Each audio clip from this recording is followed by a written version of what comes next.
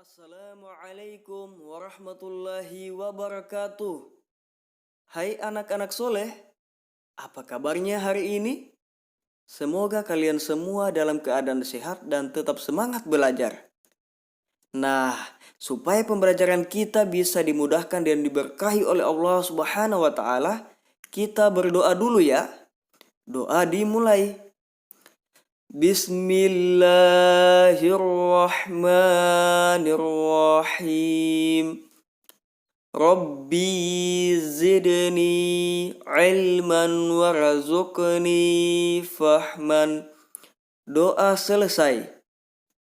Nah, anak-anak soleh, pada video pembelajaran kali ini kita akan belajar tentang tema 3, benda di sekitarku, subtema 2, wujud benda, pembelajaran 1, 2, dan 3.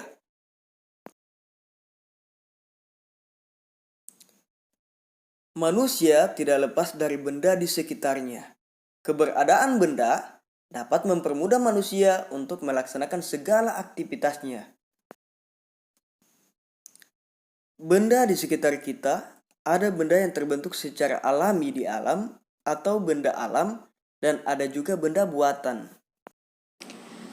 Nah, anak-anak soleh, tahukah kamu apa itu benda alam dan apa itu benda mati? Betul sekali. Benda alam adalah benda-benda yang secara langsung diciptakan oleh Allah Subhanahu wa taala. Contohnya pasir, tanah, batu, dan lain-lain. Sedangkan benda buatan adalah benda yang dibuat oleh tangan manusia atau dengan bantuan mesin. Contohnya mobil, buku, gunting, dan masih banyak lagi kita jumpai benda-benda buatan yang ada di sekitar kita. Pada video pembelajaran sebelumnya, kita sudah belajar tentang ciri-ciri benda. Nah, sekedar mengingatkan kembali ya, benda memiliki ciri-ciri yang berbeda-beda satu sama lain. Di antara ciri-ciri benda, yaitu benda itu memiliki massa dan memiliki volume. Apa itu volume? Betul sekali. Volume disebut juga kapasitas atau isi. Volume adalah seberapa banyak ruang yang bisa ditempati oleh suatu benda. Sedangkan massa adalah banyak bahan penyusun yang terdapat dalam sebuah benda. Massa juga dapat diukur menggunakan timbangan dan lain-lain. Anak-anak soleh, dalam kehidupan sehari-hari, istilah massa sering disamakan dengan berat. Tetapi, massa dan berat tentu memiliki perbedaan. Massa di mana-mana sama. Namun, berat benda dapat berubah tergantung gaya gravitasi di tempat itu. Setiap benda yang ada di sekitar kita pasti memiliki wujud. Wujud benda dapat dikelompokkan menjadi 3. Di antaranya ada benda padat, benda cair, dan benda gas. Setiap wujud benda memiliki sifat yang berbeda-beda. Yang pertama, sifat-sifat benda padat. Sifat-sifat benda padat di antaranya: 1. Bentuk volumenya tetap walaupun tempat berubah. Yang kedua, memiliki berat dan massanya tetap. Ketiga, dapat berubah bentuk dengan cara tertentu. Keempat, dapat berubah bentuk menjadi cair atau gas. Yang kelima, ada benda padat yang lunak dan ada benda padat yang keras. Dan yang terakhir, dapat digenggam. Contoh dari sifat-sifat benda padat. Nah, di antaranya, bentuk dan volume benda tetap walaupun tempatnya berubah. Nah, hal ini bisa dilakukan ketika kita memasukkan pensil ke dalam gelas. Volume pensil tidak akan berubah. Bentuk pensil pun tidak akan berubah menjadi gelas. Sifat selanjutnya memiliki berat dan massanya sama.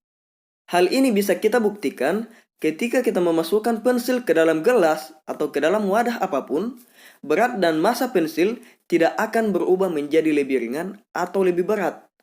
Nah, berat dan massanya akan tetap sama.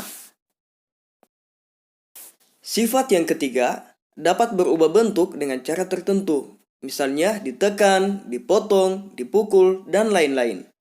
Kayu dapat kita bentuk dengan cara dipotong-potong menjadi lemari.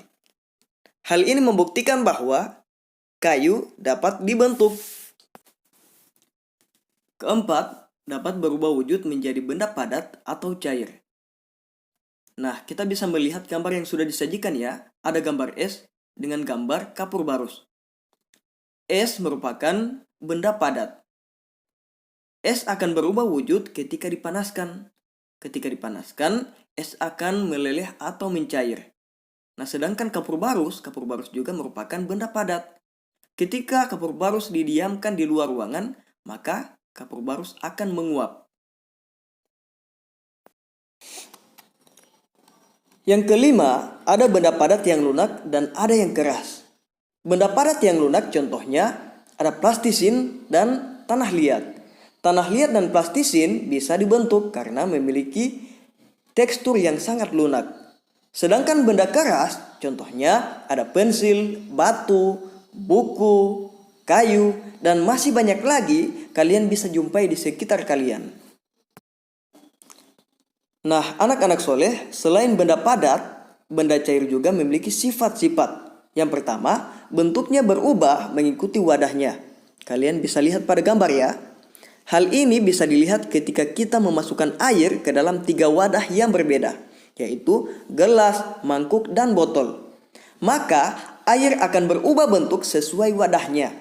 Nah, kalian bisa lihat di gambar ya. Air yang ada di gelas bentuknya berbeda dengan air yang ada di mangkuk. Begitupun air yang ada di botol. Nah, ini menandakan bahwa air bisa berubah bentuk sesuai dengan wadahnya. Kedua, air memiliki volume yang tetap. Ketika zat cair dipindahkan ke tempat atau wadah yang berbeda, yang berubah hanya bentuknya saja, sedangkan volumenya tetap sama. Sifat yang ketiga, massa dan beratnya tetap sama. Keempat, mengalir dari tempat tinggi ke tempat yang rendah. Contoh, air terjun. Nah, di air terjun, pasti airnya itu mengalir dari tempat yang tinggi ke tempat yang rendah. Ya, kemudian yang kelima, zat cair dapat melarutkan benda. Contoh, kalian melarutkan gula ke dalam air. Nah, ketika kalian masukkan gula ke dalam air, maka secara langsung gulanya itu akan larut dalam air. Selain benda padat dan benda cair, benda gas juga memiliki sifat-sifat. Nah, sifat yang pertama, bentuk dan volumenya berubah. Nah, kalian bisa lihat gambar ya. Gambar seorang anak meniupkan udara pada balon dengan bentuk yang berbeda. Maka, bentuk dan volume udara akan berubah-ubah sesuai dengan bentuk balon tersebut. Sifat yang kedua, gas itu menempati ruang. Hal ini bisa kita lihat ketika kita meniupkan udara ke dalam balon, udara akan menempati seluruh ruangan dalam balon. Sifat yang ketiga, benda gas dapat berubah menjadi zat cair atau zat padat. Contohnya adalah embun di pagi hari. Embun di pagi hari merupakan perubahan wujud gas menjadi cair. Nah, kalian bisa lihat gambar embun pada gambar yang sudah disajikan ya. Nah, anak-anak soleh, setiap benda memiliki satuan baku. Nah, kalian sudah tahu ya, pada pertemuan sebelumnya kita sudah belajar tentang satuan baku. Nah, perhatikan soal cerita berikut ini ya. Pada hari Minggu, Edo dibonceng ayah ke rumah nenek. Edo dibonceng ayah dengan motor. Perhatikan denah jarak ke rumah nenek berikut ini. Kalian bisa perhatikan denahnya pada buku tematik masing-masing ya. Jarak rumah Edo ke rumah nenek 5 km 300 meter. Jarak ini dapat ditulis 5 km lebih 300 meter. Jarak dari rumah Edo ke kebun binatang 1523 meter. Satuan kilometer atau km dan meter atau m adalah satuan untuk menyatakan jarak. Nah, 1 kilometer sama dengan berapa meter anak-anak soleh? Nah, perhatikan cara penyelesaiannya ya. Nah, sekarang kalian perhatikan penyelesaiannya ya. 1 kilometer sama dengan 1000 meter. Jarak rumah Edo ke rumah nenek 5 kilometer, 300 meter. Berapa jarak rumah Edo ke rumah nenek dalam satuan meter? Nah, yang perlu kalian kerjakan terlebih dahulu, kalian ubah dulu kilometer ke meter. Karena di sini diminta dalam satuan meter. Nah, di sini di 5 km tambah 300 meter ini mana yang belum memiliki satuan meter? Nah, tentu 5 km ya. Nah, berarti 5 km kita ubah dulu menjadi meter. Sedangkan 300 tidak perlu diubah karena satuannya sudah meter. Nah, kita ubah 5 km. Berapa meter anak-anak soleh? Iya, betul sekali. 5 km sama dengan 5000 meter. Nah, di sini 300 tidak perlu diubah ya karena sudah memiliki satuan meter. Nah, sekarang kita jumlahkan. 5 km tambah 300 meter sama dengan 5000 meter tambah 300 meter. Hasilnya berapa anak-anak soleh?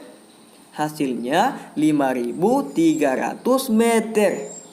Jadi, jarak rumah Edo ke rumah nenek adalah 5300 meter. Paham anak-anak soleh? Jika belum dipahami, japri Ustadz ya.